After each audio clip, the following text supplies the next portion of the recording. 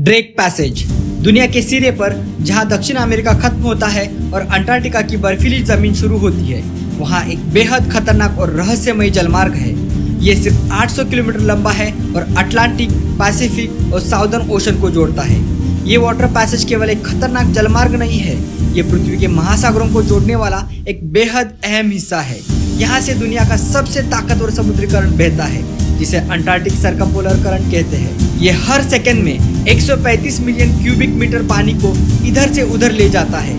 यानी एक सेकंड में मुंबई जैसे बड़े शहर को जो डैम पानी का सप्लाई करते हैं, उसे कई गुना ज्यादा बड़ा वाटर डैम एक सेकंड में सैकड़ों फीट दूर फेंकता है। इस जगह की गहराई 4000 मीटर से ज्यादा है और अंटार्कटिका का कोल्ड वाटर और अटलांटिक एंड पैसिफिक ओशन का वार्म वाटर के मिलाप की वजह से बड़े साइक्लोन तैयार होते हैं और इसी वजह से यहाँ लहरें अक्सर 12 मीटर से ऊंची होती है और भारी भरकम बारिश होती है।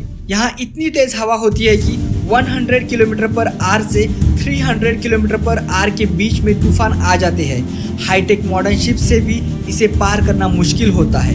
अब तक ये दैत्य जैसा जलमार्ग कई बड़े बड़े व्यापारी और खोजियों के जहाज बेरहमी से निगल चुका है। मानो ये हजारों लाखों सालों से किसी चीज की सुरक्षा कर रहा है और इसी कारण लोगों को खुद को पार करने नहीं दे रहा है। जी हाँ, ये दुनिया का सबसे खतरनाक जलमार्ग है। ये है Drake passage.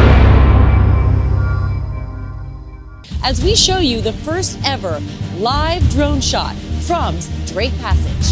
Their route, the Drake Passage, known as one of the most dangerous crossings in the world. Today, we are taking you to the famous Drake Passage.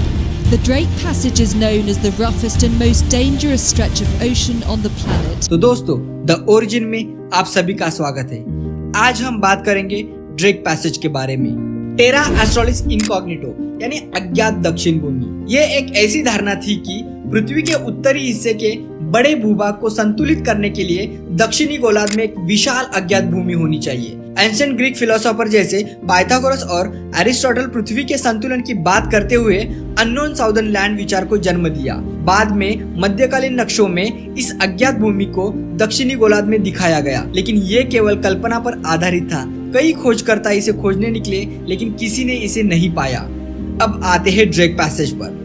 इसे कब खोजा गया और इसका नाम ड्रेक पैसेज कैसे हुआ? Sir Francis Drake. इतिहास के पन्नों पे ये एक ऐसा नाम है जो इंग्लैंड के लिए नायक था तो स्पेन के लिए खलनायक। उस समय की queen Elizabeth sir Francis Drake पर बेहद खुश थी, क्योंकि वो इंग्लैंड के लिए बाहरी देश यानी स्पेन जैसे कई देशों के कोस्टल एरिया पे हमला करता था और वहाँ की अनगिनत संपत्ति जैसे सोना, हीरे जहाजों में भरकर इंग्लैंड को देता था। इससे इंग्लैंड की नौसेना बहुत पावरफुल बन गई थी। तो एक प्रकार ये इंग्लैंड का ऑफिशियल पायरेट्स था। एलिजाबेथ ने फ्रांसिस ड्रेक को 5 जहाज और बहुत सारा पैसा देकर साउथ अमेरिका भेजा, ताकि वो साउथ अमेरिका के east and west coastal area पर इन्वेजन करके बहुत सारा धन इंग्लैंड में लाए। ये बात थी 1578 की, जब वह मैगलन जलमार्ग पार कर पैसिफिक ओशन की ओर बढ़ रहा था तो एक तेज तूफान उनकी जहाज को दक्षिण की ओर बहा ले गया। वहां उन्होंने दक्षिणी अमेरिका के सिरे से परे खुला पानी देखा, जिससे ये साबित हुआ कि दक्षिणी अमेरिका किसी बड़े जमीन से नहीं जुड़ा है। तो पहले जो मैंने आपको बताया था कि टेरा एस्ट्रोलिस इनकॉग्निटो यानी अननोन साउदर्न लैंड वाली धारणा यहाँ फेल हो गई। ड्रेक का एक जहाज तूफान की वजह से उसी पैसेज में साइक्लोन में फंसकर डूब गया। ड्रेक ने ये वाटर बॉडी पार करने के लिए जद्दोजहद की, लेकिन उस पैसेज का डरावना हालात देखकर ड्रेक फिर पीछे घुमा और सैन फ्रांसिस्को पहुंच गया। हालांकि ड्रेक ने इस इलाके को पूरी तरह से नहीं खोजा या दस्तावेज तैयार नहीं किए, लेकिन वहां जाने वाला दुनिया में फ्रांसिस ड्रेक पहला खोज करता था, इसीलिए उसे ड्रेक पैसेज नाम से बुलाया जाता है।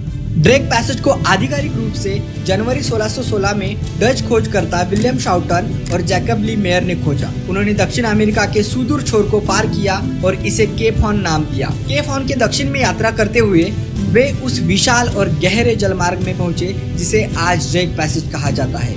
उन्होंने मान लिया कि ये मैगलन जलमार्ग का एक सुरक्षित और सीधा विकल्प हो सकता है। हालांकि ये रास्ता खतरनाक था, लेकिन ये समुद्री यात्रा और व्यापार के लिए बहुत अहम साबित हुआ। ड्रेक पैसेज के नीचे एक अलग ही दुनिया बसती है। यहाँ बड़े हम्बैक व्हेल से लेकर छोटे क्रील तक ऐसे जीव रहते हैं जो इस ठंडे और खतरनाक माहौल में जीने के लिए बने हैं। क्रील जो इस पूरी व्यवस्था की बुनियाद है, सील, पेंगुइन और व्हेल जैसे जीवों को भोजन प्रदान करता है। इनका संरक्षण न केवल इस इलाके बल्कि पूरी पृथ्वी के लिए जरूरी है। ड्रेक पैसेज सिर्फ समुद्री जीवों का घर नहीं है, बल्कि पृथ्वी के जलवायु को समझने की एक खिड़की है। दुनिया भर के वैज्ञानिक यहाँ आते हैं ताकि यहाँ की वाटर करंट, पानी के तापमान और नमक के स्तर का अध्ययन कर सके। लेकिन जलवायु परिवर्तन इस क्षेत्र को गहराई से प्रभावित कर रहा है। बढ़ते तापमान और अंटार्कटिका की बर्फ के पिघलने से यहाँ की परिस्थिति और समुद्री धारा पर गहरा असर पड़ रहा है। ड्रेक पैसेज को पार करना हमेशा से खतरनाक रहा है। यहाँ का मौसम पल भर में बदल जाता है और लहरें इतनी बड़ी होती है कि जहाजों को पलटने का खतरा रहता है। लेकिन आधुनिक टेक्नोलॉजी और मजबूत जहाजों ने इस सफर को काफी सुरक्षित बना दिया है। अब वैज्ञानिक और पर्यटक दोनों अंटार्कटिका जाने के लिए इस रास्ते का इस्तेमाल करते हैं। इंसानी गतिविधियों के कारण ड्रेक पैसेज पर बड़ा असर पड़ रहा है। ज्यादा मछलियां पकड़ने से क्रील की संख्या घट रही है और जहाजों से होने वाला प्रदूषण समुद्री जीवन के लिए खतरा बन रहा है। अच्छी खबर यह है कि कई देशों ने इसे संरक्षित रखने के लिए प्रयास शुरू कर दिए हैं। समुद्री संरक्षित क्षेत्र बनाए गए हैं ताकि इस अनोखे इलाके को बचाया जा सके।